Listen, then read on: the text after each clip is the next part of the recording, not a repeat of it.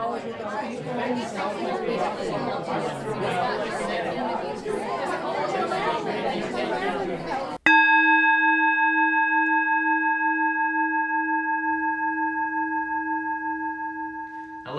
and welcome to Holston Valley Unitarian Universalist Virtual Church.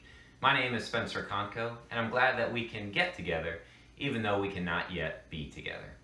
Today, our minister, the Reverend Jeff Breer, brings us a few lessons from history that we probably missed when we went to school. To accompany the light of the chalice, I have a reflection from Stephen Schick on being a part of history. Being a force of history and a lover of life at the same time can feel like an uneasy combination. When we are forces of history, we engage with the problems of the world and act to improve on them. But as lovers of life, we delight in mere existence, the beauty of watching a bird in flight, or the light fading into dusk. As Rumi points out, the lover is always getting lost and choosing to drown in the eternal. Must we choose between immersing in the issues of the day and drowning in love? Two arts are required: to get lost in love and accept one's time and location. Like dervishes, we are compelled to whirl in love, holding one hand toward the heavens and one hand toward the earth. Grounded in this way, we are moved to engage history with hope and push it to a more just future. Perhaps practicing the two arts is like taking a breath. Breathe in the deeds of history and breathe out the joy of living. Breathe in the joy of living and breathe out the deeds of history. For music today, our mighty fine virtual choir brings us a song written around the 1920s as a children's song, This Little Light of Mine.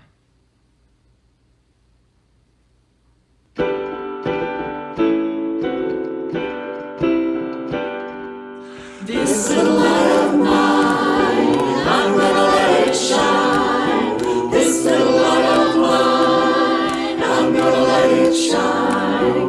This little light of mine, I'm gonna let it shine. Let it shine, let it shine, let it shine.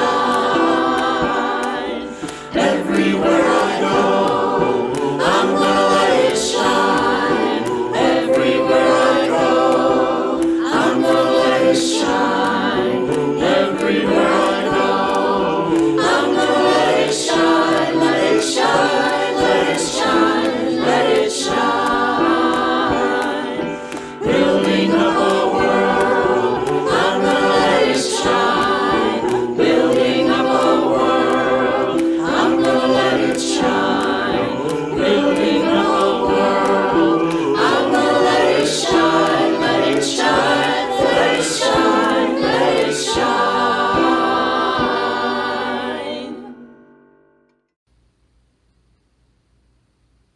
We'll sing Loving Kindness next. Please light a candle to dispel the darkness, to honor someone or some event, or to bring light to a memory.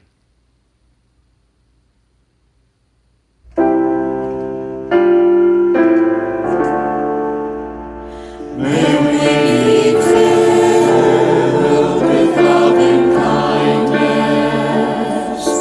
May we be well. May we be filled with loving kindness. May we be well. May we be peaceful and at ease. May we be whole.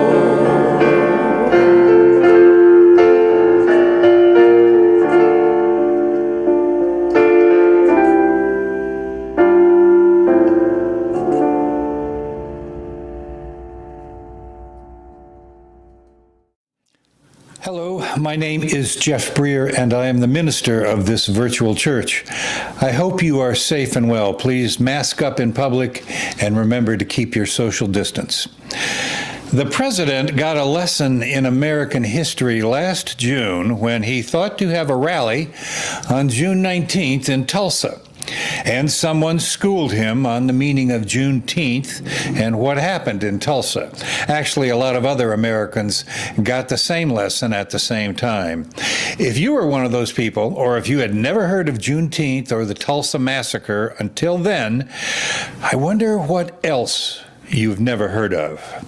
What episodes in American history were left out of your textbooks? What about the Tuskegee experiment or the Red Summer of 1919? Have you ever heard of Drapetomia or the Three-Fifths Compromise? How about the one-drop rule, slave codes? Have you ever heard of Bleeding Kansas and anti-literacy laws? How much about race and racism, slavery, and the building of America were you not taught? Today, I bring you those history lessons, and although I am the whitest white boy you ever saw, I will dare to teach you something about black history. I can't teach you what black people felt during those episodes of forgotten history, but more that they happened. And the reason I'm compelled to teach these lessons is just that. They happened. I did not learn about them when I studied American history. In elementary school, in high school, or in college, these lessons were not taught. And let's start with a familiar one. You may have heard of the Three-Fifths Compromise. Do you know what it's all about? It's all about power and money. The Three-Fifths Compromise was reached among state delegates during the 1787 Constitutional Convention. Whether, and if so, how slaves would be counted to determine a state's total population for legislative representation and taxing purposes was important, as this population number would then be used to determine the number of seats that the state would have in the House of Representatives for the next 10 years. The compromise solution was to count 3 out of every 5 slaves as people for this purpose. The effect was to give the southern states a third more seats in Congress and a third more electoral votes than if slaves were ignored, but fewer than if slaves and free people were counted equally. So, out of every 5 black slaves, 3 were counted as people and 2 were ignored, as if they were not people. And of course, all 5 had no power and no money, nor any representation until the 1965 Voting Acts. And what about the Tuskegee experiment? Do you know what that's all about? The syphilis study at Tuskegee was a clinical study conducted between 1932 and 1972 by the United States Public Health Service. The purpose of this study was to observe the natural history of untreated syphilis. The study began in collaboration with Tuskegee University, a historically black college in Alabama. Investigators enrolled a total of 600 impoverished African-American sharecroppers from Macon County, Alabama. Of those men, 399 had syphilis, and a control group of 201 men were not infected. As an incentive for participation in the study, the men were promised free medical care, but they were deceived by disguised placebos, ineffective methods, and diagnostic procedures disguised as treatment. The men who had syphilis were never informed of their diagnosis, despite the risk of infecting others and the fact that the disease could be fatal. The men were told they were being treated for bad blood, a colloquialism that described several common conditions.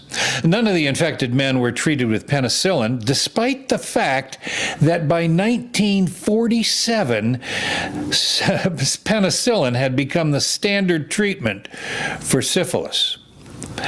Study clinicians could have chosen to treat all syphilitic subjects and close the study. Instead, they continued the study without treating anyone.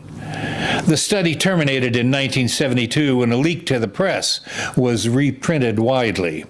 The victims of the study, all African American, included numerous men who died of syphilis, 40 women who contracted the disease, and 19 children born with congenital syphilis. Do you know anything about the Red Summer of 1919?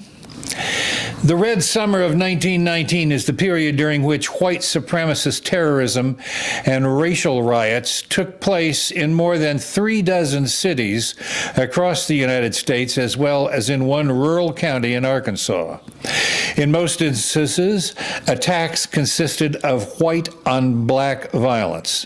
However, numerous African Americans fought back, notably in the Chicago and Washington, D.C. race riots, and that resulted in 53 people dying, along with even more injuries, extensive property damage in Chicago. Still, the highest number of fatalities occurred in the rural area around Elaine, Arkansas, where an estimated 240 black people and 5 white people were killed, an event now known as the Elaine Massacre. The anti-black riots developed from a variety of post-World War I social tensions, generally related to the demobilization of both black and white members of the United States Armed Forces. An economic slump, increased competition in the job and housing markets between white Americans and African Americans. The riots and killings were extensively documented by the press, which, along with the federal government, feared socialist and communist influence on the black civil rights movement following the 1917 Bolshevik Revolution in Russia. They also feared foreign anarchists who had bombed the homes and businesses of prominent figures and government leaders. How about drapetomia? You ever heard of drapetomia? Drapetomia was a conjectural mental illness that American physician Samuel Cartwright hypothesized in 1851 as the cause of enslaved Africans wanting to flee captivity. Contemporarily reprinted in the South, Cartwright's article was widely mocked and satirized in the northern United States. The concept has since been debunked as pseudoscience and shown to be a part of the edifice of scientific racism. Cartwright also had a cure for drapetomia. He suggested cutting off the big toes of both feet of slaves. You ever heard of the one-drop rule? The one-drop rule is a social and legal principle of racial classification that was prominent in the United States in the 20th century. It asserted that any person with even one black ancestor, that is, one drop of black blood, any person with one black ancestor is considered black. This concept became codified into the laws of some states in the early 20th century. It is an example of hypodescent, the automatic assignment of children from a union between different socioeconomic or ethnic groups to the group with the lower status, regardless of the proportion of ancestry. The one-drop rule is now defunct in law in the United States and was never codified into federal law. How about Bleeding Kansas? You ever heard about that? Bleeding Kansas refers to a series of violent confrontations in Kansas Territory, United States, between 1854 and 1861, which emerged from a political and ideological debate over the legality of slavery in the proposed state of Kansas. The conflict was characterized by years of electoral fraud, raids, assaults, and retributive murders carried out in Kansas and neighboring Missouri by pro-slavery folks called border ruffians and anti-slavery folks called free staters. It was a prelude to the American Civil War, which followed it. About 200 people were killed. Missouri, a slave state since 1821, was populated by many settlers with Southern sympathies and pro-slavery views, some of whom tried to influence the decision by entering Kansas and claiming to be residents. The conflict eventually degenerated into brutal gang violence and paramilitary guerrilla warfare. The term Bleeding Kansas was popularized by the New York Tribune. Kansas was admitted to the Union as a free state in 1861. Bleeding Kansas demonstrated the gravity of the era's most pressing social issue. Its severity made national headlines, which suggested that sectional disputes were unlikely to be resolved without bloodshed, and it therefore anticipated the American Civil War. Now, why do you suppose these 5 stories from our history are not widely known? Why were we taught more about Washington crossing the Delaware than we were about the Tuskegee study? And the more important question, what can we do to remedy our ignorance? I have a favor to ask of you. Before coming to this church, I was an interim minister at People's Church Unitarian Universalist in Cedar Rapids, Iowa for 2 years. Eastern Iowa was really hit hard by a derecho a few weeks ago. A derecho is a widespread, long-lived, straight-line windstorm that is associated with a fast-moving group of severe thunderstorm. Basically, it's a hurricane on land. The derecho caused a lot of damage, most notably to corn and soybean crops and the city of Cedar Rapids. I sent a message to the minister at People's Church now, Rebecca Hines, and this is what she had to say. Dear Jeff, thank you for reaching out. Today is the first day in a week that I have had power and the internet at my house. We are lucky. Most people are still without. The storm was devastating. A 40-mile wide band of wind that was clocked in various places at 115 miles an hour. The equivalent of a Category 3 hurricane. Cedar Rapids was square in its path. Our church survived. Some siding was ripped off. One tree is all we lost. Several neighbors lost trees, which ended up in our parking lot. Most of the congregation is without power. Some have homes damaged, and 2 people lost homes completely. Some have generators that have allowed them to preserve their food. Most have lost all their perishables. As you know, the larger community includes many refugee families who speak French. Some of the apartment complexes they live in were totally destroyed. Some are literally living in cars and tents. Most, perhaps 99%, did not have renter's insurance. Every single member of the church was impacted by this storm. All of us had trees down and lost power. Some of us were hurt more than others. Susan's house is now uninhabitable because a tree crashed through it, and it will be many months before they can return home. George's house burned down in the storm. The text he sent me said, "I'm now a homeless man."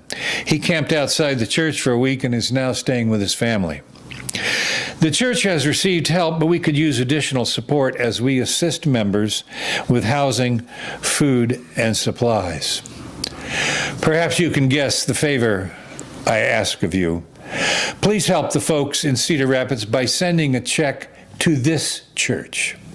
Make it out to Holston Valley Unitarian Universalist Church, but make sure it is marked for Cedar Rapids Relief. We will write one check to the People's Church in Cedar Rapids. Watch the announcements following this service for the mailing address of this church. And thank you. Please follow the CDC guidelines and local mandates during this time. Wearing your face mask in public is an act of charity because it protects other people.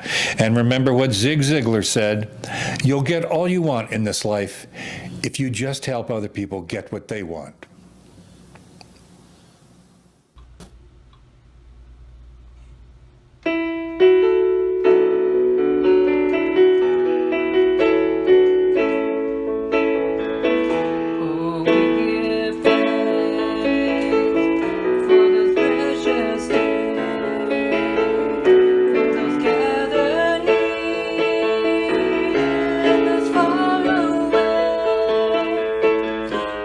Time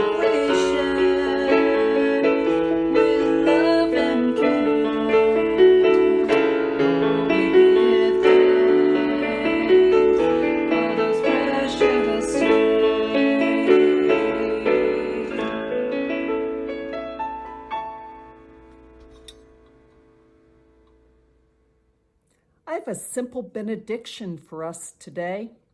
Actually, it's a recipe from Stephen Schick. Boil your passions for justice. Boil your longings for peace. Let them rise in dream vapors and condense into what you seek.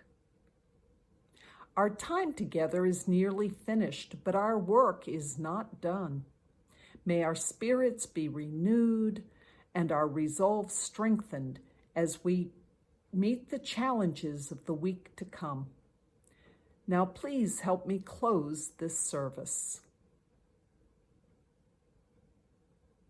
We extinguish this flame, but not the light of truth, the warmth of community, or the fire of commitment.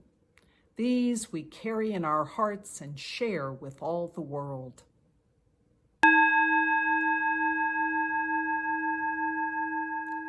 My name is Tish Cashton, and I'm happy that we could get together today. Please come back whenever you like. We will post another virtual church service next Sunday. Please contact the minister or the caring team if you or someone you know needs help during this time. Our services are recorded in advance, so current events may move faster than our ability to address them in a timely fashion. However, you can find up-to-date information on local events, social justice issues, inspiration, and content for all ages on our Facebook page. I hope to join you at our virtual coffee hour beginning at 11:30. You can find the link on our website, hvuc.org,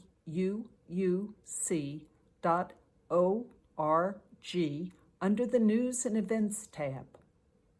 To close our service today, Sharice Carter brings us a Sheryl Crow song, "Every Day is a Winding Road." The chorus tells us about life. Jump in, let's go. Lay back, enjoy the show. Everybody gets high, everybody gets low. These are the days where anything goes. As you make your way through the week, remember that you are good, you are loved. We all need a little work, and we're all in this together. And there's nothing left to say but yay, church! I hitched a ride with the vending machine repairman. He said he's been down this road more than twice. He was high on intellectualism. I've never been there, but the brochure looks nice. Jump in, let's go. Lay back, enjoy the show. Everybody gets high, everybody gets low. These are the days when anything goes. Every day is a winding road. I get a little bit closer. Every day is a faded sign. I get a little bit closer to feeling fine.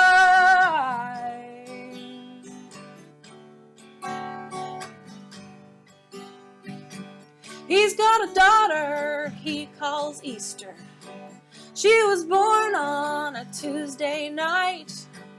I'm just wondering why I feel so all alone.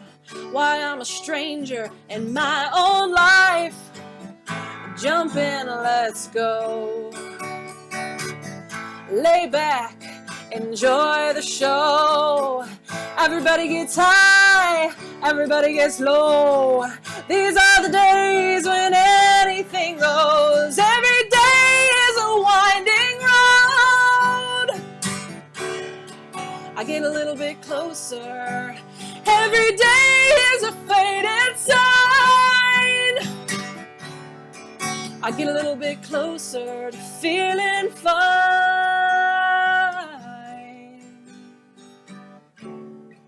I get a little bit closer to feeling fine.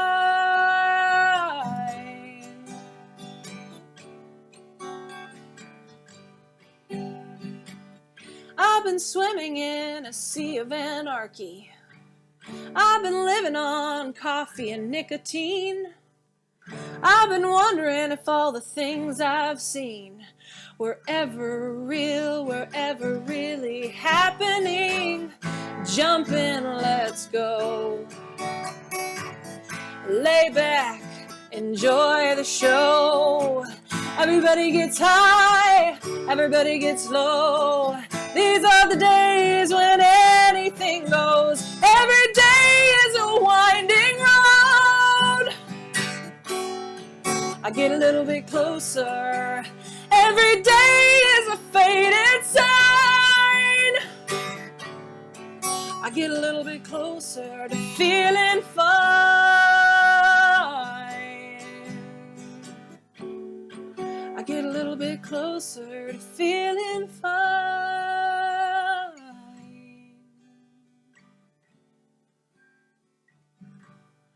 Feeling fine.